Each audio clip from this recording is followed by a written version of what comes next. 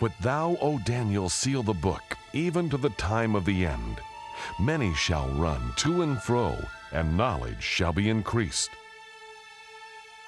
Zola Levitt presents Signs of the End.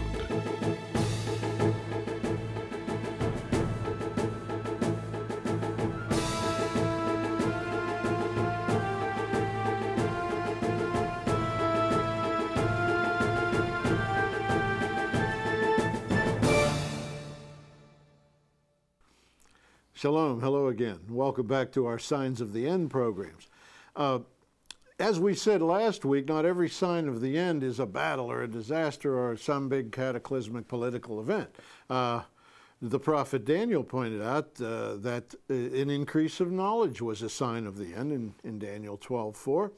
And we are to see these things. We believers who are the children of the day and not the children of darkness are to be watching the signs of the end, to be ready for the day of the Lord. And Tom, we were discussing scripture to that effect. Right. The Apostle Paul, Zola, in 1 Thessalonians 5, beginning with verse 4, when he's describing about the coming of the Lord as a thief in the night, he says, "But ye, brethren, are not in darkness, that day should overtake you as a thief. Ye are the children of light, and the children of the day. We are not of the night, nor of the darkness. Therefore let us not sleep, as do others, but let us watch and be sober." Okay, and we're glad you're watching. Dr. Tom McCall, our ministry theologian, sharing, and we went on location a number of times. You saw Dr. McCall last week with Dr. Avraham Biran, who discovered this marvelous House of David stone, a stone that plainly attests to the existence of the House of David, the first archaeological piece of evidence of this familiar Bible nomenclature. And we have seen others, you know, since last year's uncovering of that fascinating Dead Sea Scroll with seemingly messianic references. There have been just a long line of discoveries. Tombs were opened, stones with legends written on them were found, altars were found, jars of oil were found, finds of all kinds were announced, some of them a little spurious, but some of them very valid. And we've gathered some of those together on this program, so watch therefore as the children of the day, and we will show them to you. And then you have the expression, Beit David, House of David. Last week we looked at a recently discovered stone that had engraved into it the term House of David. This was the first time in history that a contemporary reference to David or the dynasty of David had been found outside of the Bible itself. Archaeologist Dr. Avraham Biran, who found the stone, told us that this discovery brought us one step closer to silencing critics who scoff at the Bible history. There are all scholars who have theories that most of the historical events mentioned in the Bible are possibly late inventions, were not so. And since the House of David, for example, the name, the expression, and the name David, for that matter, was never found outside the Bible, people used to say, well, you know, people invented a legend. So now you have evidence on stone, engraved on stone, of the expression Beit David, House of David. And I think that ends up with all the discussions of the existence of and that means, Beit David means the dynasty of David. So, and this is written according to archaeological, leave the Bible, on epigraphic grounds, in the 9th century, say about 100 years, 150 years after David's existence. Zola, we were the first to get a picture of the stone of the House of David. We really got the scoop, as the newspaper people say. Others had gotten interviews with Dr. Biran, but they were not able to photograph it or to get videotape, but we got it all, and we were very happy to get that very important information. But after he explained to us the stone of the House of David, he took us to another place in the museum where there was an ancient altar from Tel Dan. the interesting things about working in archaeology is that you find things and you never know what to expect. Now, we found these stones in a room which was next to the area where the high place was, where we had found altars before. And when we found that, there was a big argument going on. What can it be? Is it a foundation for a pillar to support the roof? Or some of our students said, maybe it's an altar. Now, it's always very risky to relate to religious objects, because when an archaeologist doesn't know something, he always says for religious purposes. So we kept on digging. But then we found these iron shovels. So that gave us an idea, well, iron shovels next to this stone construction, maybe it is connected with an altar. And then when we dug deeper, we found a jar full of ashes. So his conclusion was that we do have an altar. These are the ashes that were probably drawn from the altar with these iron shovels and kept in the jar here, because it was probably holy and you should not disperse it. Then we decided to bring these stones to Jerusalem. These are the original. We are now in the Skirball Museum here in Jerusalem, and we removed them. When we removed these stones, under these stones, we found this scepter head. Now, scepter heads are known in antiquity.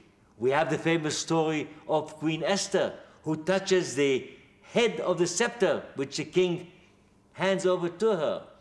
We have priests holding, we have kings holding scepters. But this is the first time that we found, in Israel at any rate, a scepter head made of bronze with silver leaves. And on the top here, we think they may be lion heads. And the scepter went through this is hollow, and was probably, it adorned the scepter that a king, and because it was found in the sanctuary area, may well have belonged to the chief priests of the sanctuary of Dan. The date is very good for the period when Dan was the, you know, in the Bible, when King Jeroboam sets a golden calf at Dan and one at Bethel, there is a very enigmatic phrase in the record. It says, and the people went as far as Dan. And commentators interpret that in many ways. Now that we found at Dan a major sanctuary, I think this verse can be interpreted to signify between Bethel and Dan, the most important sanctuary was Dan. And the people, therefore, went to Dan. And this is borne out by the prophet Amos. Amos, when he accuses the people of not following in the footsteps of the Lord, he says, stop swearing or believing. He uses the expression, by the God of Dan. So Dan was a sanctuary of primary importance. And these are the elements that we found connected with it. The golden calf was only the beginning in Israel. The northern kingdom worshipped other gods. They were idol worshippers.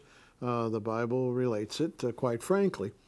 And, you know, in addition to the altar, we saw a plaque in the museum inscribed, to the God who is in Dan. Well, obviously this is not Elohim we're talking about if he lives in Dan, which of course was a far north province of Israel up north of the Sea of Galilee. We saw statues of gods of all sorts, small g gods, all over the museum. A very well preserved one of the god Base. Another find, though, much more interesting to Bible reading people, was the ossuary of Caiaphas. We talked to Dr. Martin Weil about this find. He is the director of the Israel Museum. Ossuaries were small limestone boxes used during the Second Temple period to hold the bones of the deceased.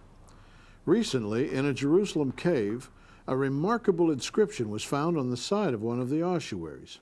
Dr. Weil explains the find. This box is so special because it has an inscription.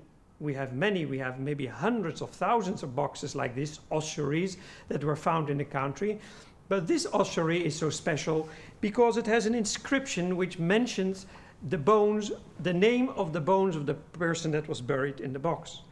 And the name that is mentioned in here is Josephus Caiaphas. And the family of Caiaphas is well known to us from several sources. The first source being the Talmud. We know about the family that they were high priests in the temple. They were not often liked at the period. But it was apparently a very aristocratic family belonging to the group of Jews who were called the Sadducees. And the second case we know the name from is from the New Testament. And this is one of the very few cases that we have an archaeological evidence for the New Testament of the time of Christ. According to the story, as is mentioned in the New Testament, Jesus was brought before Caiaphas, the high priest, who then delivered him to Pontius Pilate, who was the Roman ruler at the time, and who then afterwards, on whose decision he was crucified. So Caiaphas is very well known in the New Testament and also from the Talmud. And here suddenly we found his bones in a family grave in the center of Jerusalem, discovered only quite recently. The ossuary kind of find you would stumble across in Israel, but not here. It's a different method of burial. They would first put their people in shrouds, bury them, and then later when the bodies decomposed, they would actually collect the bones, put them in small boxes, put those boxes in shelves in a kind of a mausoleum for a family or a group of people. And we found some real interesting ones. Not only the ossuary of Caiaphas, and many scholars believe that's the authentic Caiaphas, the high priest at the time of Jesus, but other ossuaries have been found of believers in the first century. There were Jewish believers in the first century, and they indicated their faith by certain signs on the ossuaries. There would be a cross here or a fish symbol or some other kind of symbol to indicate their faith. And there were those to Jesus the Lord, to Jesus son of Joseph, and even names like Simon and Jonah, Lazarus, Martha and Mary. Remarkable indications of first century believers in the very tombs that were found.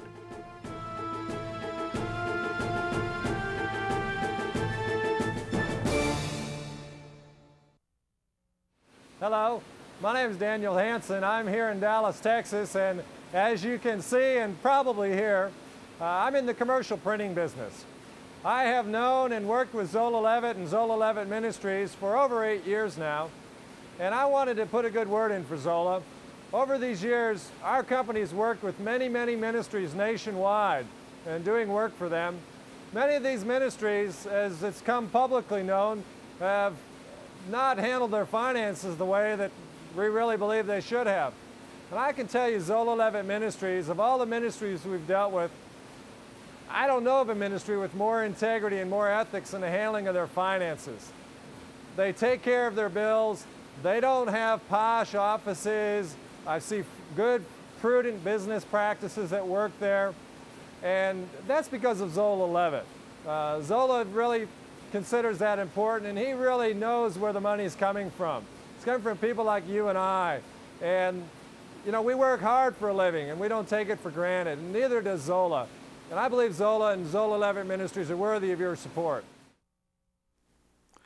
Some people feel that the Dead Sea Scrolls were the prime find of the recent years. Perhaps they were. This is written corroboration of Bible books, of prophecy, and in some cases even of the Messiah, which we're going to discuss.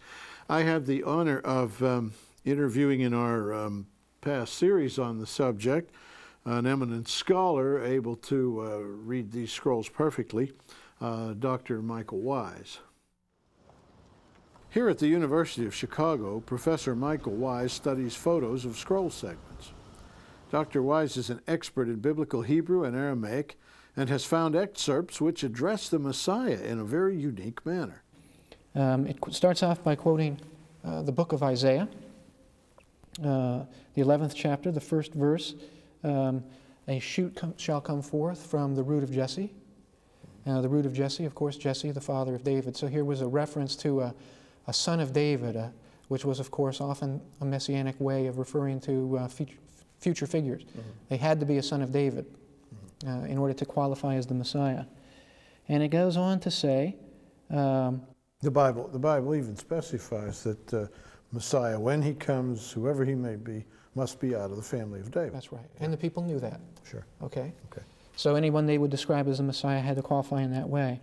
The fourth line here is the one that's really interesting. It says, V'hemitu nasi ha'edah, and they will put to death the prince of the congregation. Now we know from other Dead Sea Scrolls that the words nasi ha'edah, prince of the congregation, refer to a messianic son of David figure. They are speaking of a messianic figure here who is evidently being put to death. Now that's very, very important for us, and especially as the next line throws a little more light on it.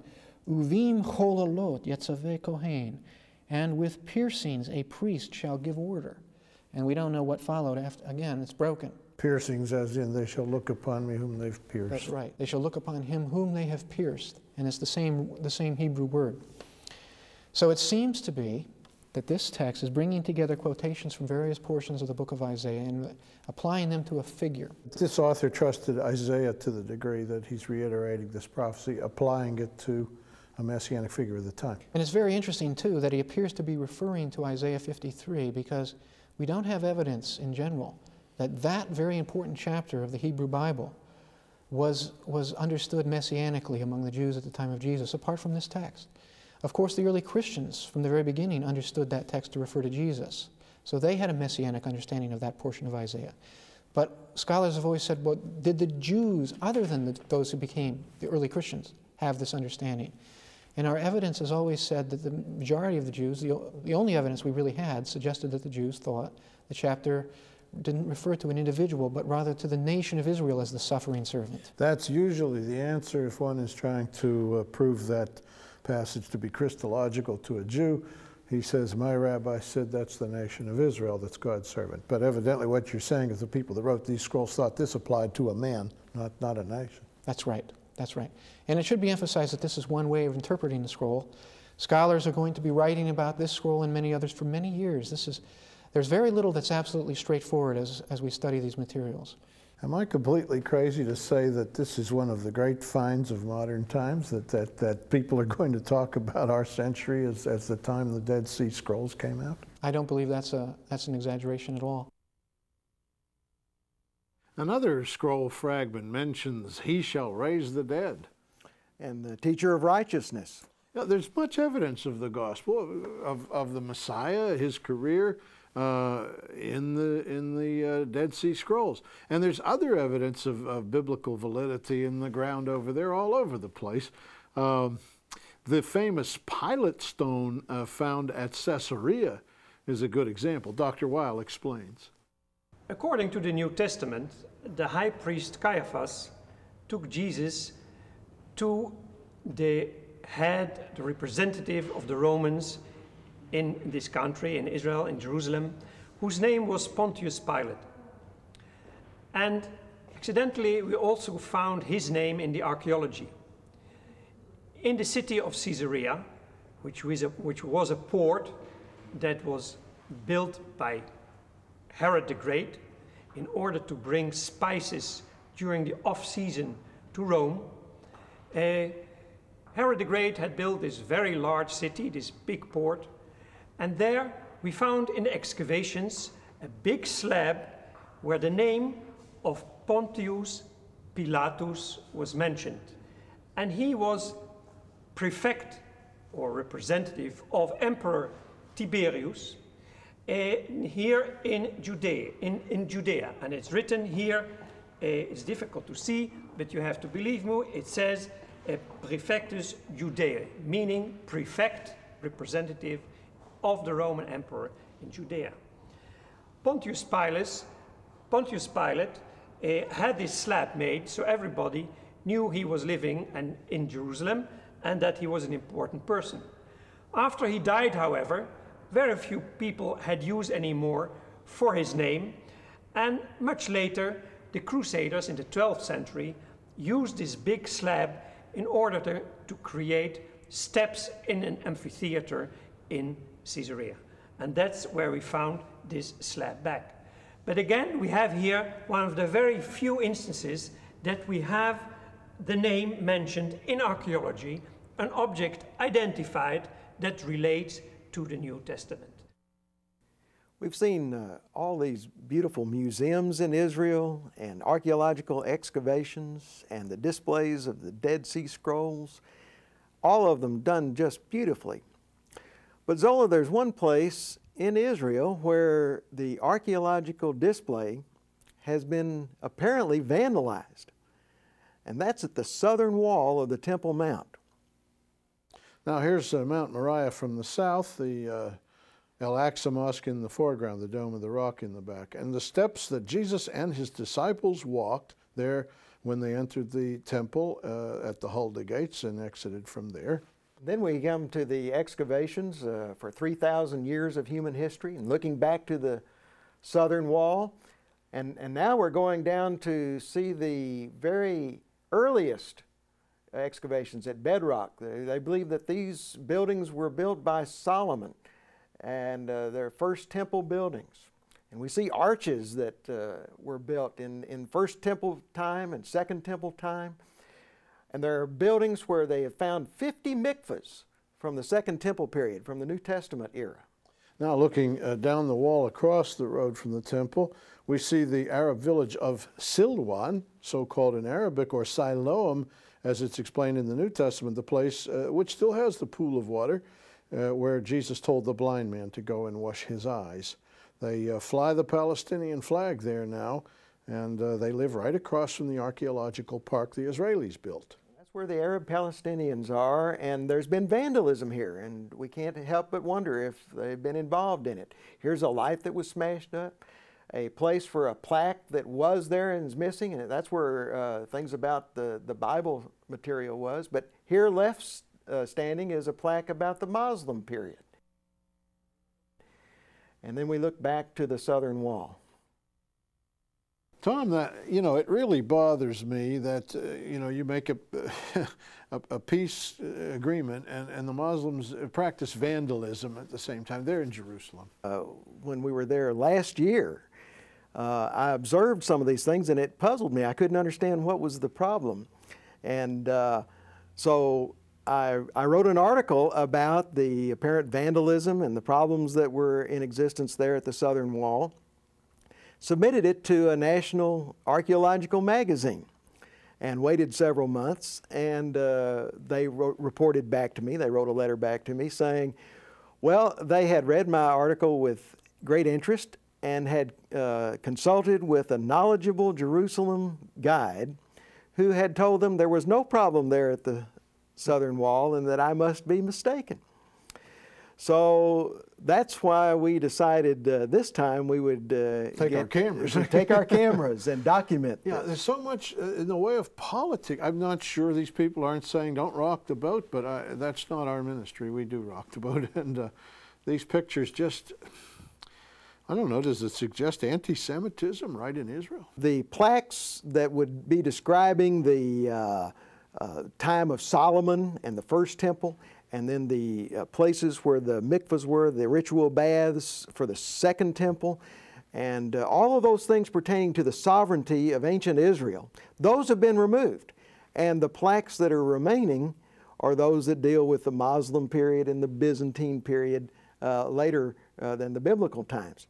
So I can't help but think that there's somebody who's trying to stamp out the knowledge of ancient Israel there in Jerusalem itself. Which would serve a Palestinian purpose. They always insist they were there. Even first, I've heard that said, which is ludicrous, but that I wonder if they're learning Jewish history by breaking out Jewish signs. Each one of them has some teaching on it. Well, I hope they're reading what they have taken, but it's a sad thing because this is really the most beautiful and significant archaeological park in the world. It shows 3,000 years of human history right around the Temple Mount, going from the time of Solomon all the way up to the present. And it just shows so much that it shouldn't be vandalized, and people should be able to go there and learn what everything is about there. It's really the common history of every one of us. You know, next week we're going to have our 15th anniversary program. It occurred to us our first program was a Christmas special in 1978, so we're 15 years old next week, and we had special guests back then. I believe you were a guest back then. Probably. Tom's been around with us for a long time. I really want to thank you for your knowledge and your in these last two programs. It's been wonderful to have you on the program. Thank you, Zola.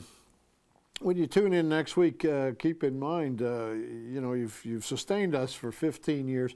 The job's not getting any easier, frankly. With the signs of the end, we are especially called to the battle. That is, you know, we've always taught prophecy. We've always taught the Jewish roots. We've always covered Israel. But all of a sudden, we're in practically a shooting war. Israel's up in contention. It's on the front page every day. Prophecy seems to be fulfilled in several areas. You see us interrupting our Tell It on the Mountain series to bring yet another Signs of the End program before too much time goes by. It's getting so that, like Nightline, we should be there every night to cover this. Well, what I'm getting at is, would you kindly send us, and you know, Romans 10:15, which we often quote, says, "How shall they preach except they be sent?" And I'm here to tell you it's you that sends us over there. Don't forget the gifts of funds, please. I offer you things that pertain to our lessons. We're glad to send them to you, but we really make these shows on gifts, and we need the gifts right now. Our offer tonight is the Signs of the End book, updated, Signs of the End, the 90s, teaching on the Lord's own commentary on the end from Matthew 24, and an update. Dr. McCall and myself brought to it an understanding of the peace process and the things going on now in the 90s. It's very important to know. And we're putting in 4 collar pins that I wish you'd wear. Pray for the peace of Jerusalem, a Star of David, a high symbol for life, and so forth. Nice things to have anywhere to give away to people. That kind of reminds us of our heritage. As year's end comes, folks, the gift of funds is what we covet and what we need to do the Lord's work. I hope you will prayerfully consider. We were ready to get these programs when they happened, but that is because you believed in that principle. How shall they preach except they be sent? And Sha'alu, Shalom Yerushalayim. Pray for the peace of Jerusalem.